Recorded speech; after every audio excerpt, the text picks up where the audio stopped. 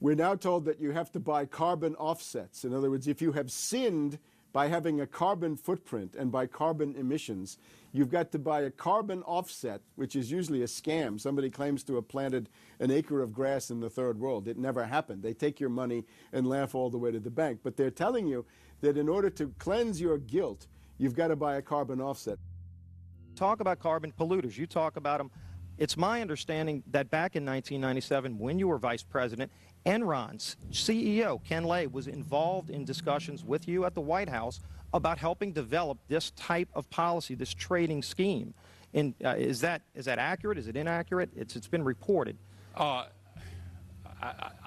don't know, but I met with Ken Lay, as lots of people did, before anybody knew that he was a crook. Right, and clearly you can see why so many of us are concerned about this type of cap-and-trade energy tax that would be literally turning over this country's energy economy. I didn't know him well enough to call him Kenny Boy. Well, but you knew him well enough to help devise this trading scheme, and obviously we know what Enron and these big guys on Wall Street like Goldman Sachs, and I know you've got interest with Goldman Sachs. No. Well, that's been reported. Is that not accurate? No, I wish I did. With executives you're partnered in companies with executives from Goldman Sachs. Well, if you're not. Al Gore has got to be the greatest con artist in modern history. This guy claims he invented the internet, even though it's on record he's a liar, and he got away with it. He was the pitchman that successfully sold, as vice president, NAFTA and GATT. That's lowered the standard of living in the United States and Mexico and almost completely deindustrialized our country.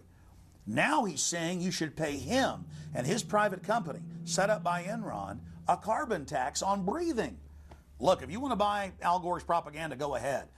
But before you do that, you should at least look into the claims he's making. There was a meeting in the White House in 1998 between Al Gore and Bill Clinton, Ken Lay, and Lord Brown. Okay, well, who were these people? Well, we know the president, the vice president. Ken Lay, of course, was the president of Enron. And Enron was a major, major player in the carbon credit, carbon trading. And in fact, stood to make an enormous amount of money out of it. And so it was part of I think, part of the collapse of Enron. And Lord Brown, of course, was the head of the largest oil company in the world. And they were looking to buy into this, as is happening now, where the energy companies are becoming the big promoters of, oh, we got to go green, we got to go to alternate energies, and all of this this stuff. They saw a business opportunity and leapt onto it, and one that would make them look green again. When it came time for the 1,200-plus page greenhouse gas emission and carbon legislation to be voted on, the Speaker of the House, Nancy Pelosi, would not let the Republicans, or even members of her own party, see the bill until minutes before the vote. Republican Minority Leader John Boehner engaged in a rare House filibuster and read shocking section after shocking section from the legislation. Now, I really hate to do this, but when you file a 300-page amendment at 3:09 a.m., the American people have a right to know what's in this bill and have a right to know what we're voting on.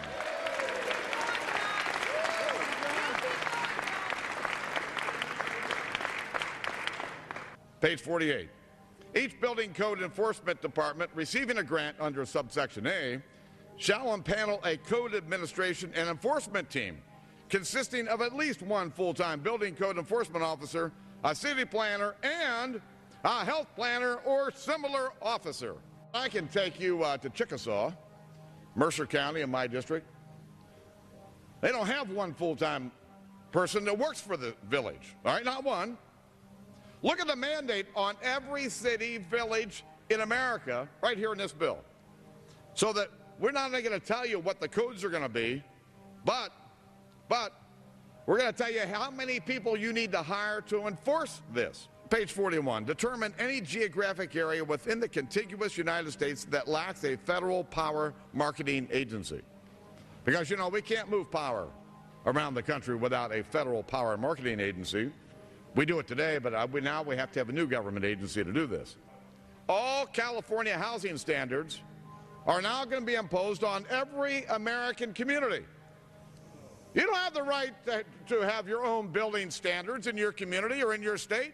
Hell no, the federal government's going to tell you what they are. It quickly became clear why Pelosi and the Democratic leadership were desperate to keep the contents of the bill secret before the vote. Now, because of this underlying bill, the federal government will virtually have control over every aspect of lives for the American people. It is time to stand up and say, we get to choose. We choose liberty or we choose tyranny. It's one of the two. The underlying bill represents the tyranny and the intervention of the federal government. It's our choice. What will we choose today? Will we choose liberty or will we choose tyranny? And I know that we'll be facing the single moms that heard from last summer. They can't afford the gasoline bill. They can't afford the propane. You didn't do a great thing. You hurt some really decent families struggling, trying to make it, and this is going to be their death knell. It breaks my heart. I yield back. It is, of course, a carbon tax on economic activity, farming, manufacturing, real production here inside the United States. It would tend to shut down even those miserable remains of an industrial economy that we still have after the collapse of the Detroit automakers and their related subcontractors and so forth. Every home and business in the United States would be federally regulated and controlled. Mandatory home inspections will be carried out by federal inspectors, and it's all at the expense of the homeowner. In New York, they're called the environmental police. On this day, a surprise visit to a market in Brooklyn's Chinatown. And every day you're not in compliance, you face huge fines. Go to page 235. The Secretary may set and collect reasonable inspection fees to cover the cost of inspections required. So number one, they can come in, the federal government can come in and inspect your house and send you the bill. And if they find that you're out of compliance with this new federal code, the Secretary shall assess a civil penalty for violations of this section. And then further, going to page 236, each day of unlawful occupancy shall be considered a separate violation. We're setting up a global warming Gestapo that can literally come in, and now this new term, unlawful occupancy. So now living in your home is considered unlawful under this bill. This is ludicrous. Worst of all, carbon czars in more than 35 federal agencies are given unlimited dictatorial power to tax all forms of carbon and carbon emissions. The Commissar Green Police openly brag that they will have the power to selectively enforce the new edicts on a case-by-case basis. It's funny because when I tell people what I do for a living, the first response usually is, you're the environmental police? There is no environment in New York City. With this new power, the Green Mafia can take over the entire economy through selective enforcement. We know, Madam Speaker, that this national energy tax will cost the American people $2 trillion. We know that. We know this will result in a loss of 2.5 million jobs every year for the American people. We know that.